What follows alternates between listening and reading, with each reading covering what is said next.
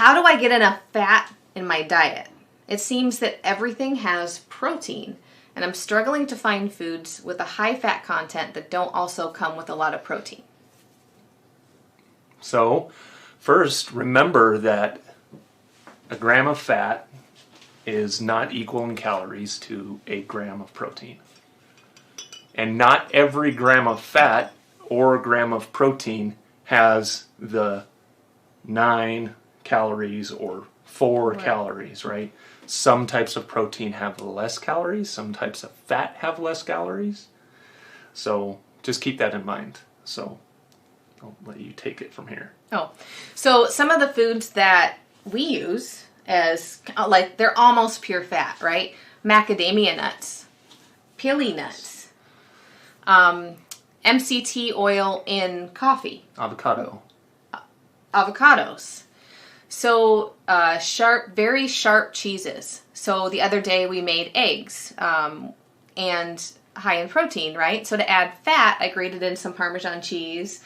I was too lazy to do some cheddar, but maybe I would have done some cheddar. And I cooked it in MCT oil. And then I went looking for an avocado, but none of them were ripe. You know how avocados are? Either they're not ripe or they're overripe. I found an overripe and not ripe avocados. Well, so yeah, some people get concerned that they have a piece of salmon and it has 20 grams of protein and 10 grams of fat. And they're in their head, they've got it like, oh, I'm in ketosis, I'm a ketone burner. My fat number has to be higher than my protein number. And that's not necessarily true. Right. So if you just do the quick math on that, 20 times 4 calories per protein is 80, and 9 per fat is 9 times 10 is 90. So calorie density wise, you have more fat than you do protein.